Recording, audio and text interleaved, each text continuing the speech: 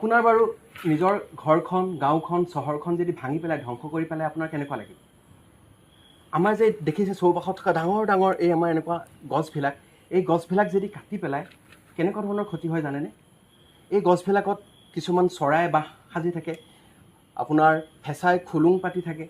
আৰু বিভিন্ন ধৰণৰ চৰাই চিৰিকটিয়ে বাহ সাজে সৰীসৃপ প্ৰাণী সাপ থাকে বিভিন্ন ধৰণৰ পোক পতংগ সকলোৱে এটা বেলেঞ্চত ধুনীয়াকৈ থাকে যদি সেই এজোপা ডাঙৰ গছ কাটি দিয়া হয় তেতিয়াহ'লে সেই গোটেইখিনি বস্তু থাকিবলৈ আশ্ৰয় নোহোৱা হয় আৰু তেনেকৈ কিছুমান জীৱ জন্তুৰ প্ৰাণীৰ মৃত্যুৰ মুখত পৰে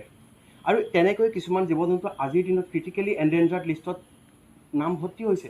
আৰু আমি জীৱশ্ৰেষ্ঠ মানুহে তাৰ কাৰণে বিভিন্ন ধৰণৰ কনফাৰেঞ্চ পাতি পেলাই আমি তাক কেনেকৈ সংৰক্ষণ কৰিব লাগে কাৰণে চিন্তা কৰোঁ কিন্তু আমি ডাঙৰ ডাঙৰ গছবিলাক উন্নয়নৰ নামত কাটিবলৈ চেষ্টা কৰোঁ এই ভিডিঅ'টো কেৱল উন্নয়নৰ নামত গছ গছনি প্ৰকৃতি ধ্বংস কৰি উন্নয়নৰ হকে কাম কৰা মানুহসকলৰ কাৰণে এবাৰ চিন্তা কৰিব হ'ল যেতিয়া আমি ডাঙৰ ডাঙৰ গছবিলাক কাটোঁ এজোপা গছ কাটি এজোপা গছ পুলি ৰুলে সেয়া সমতুল্য নহয় আমি কেনেকৈ গছবিলাক ডাঙৰ ডাঙৰ পুৰণি গছবিলাক ৰক্ষা কৰিব পাৰি কেনেকৈ প্ৰাকৃতিক ৰক্ষা কৰিব পাৰি তাৰ লগত নিৰ্ভৰ কৰা জীৱ জন্তুবিলাকক আমি কেনেকৈ ধৰি ৰাখিব পাৰোঁ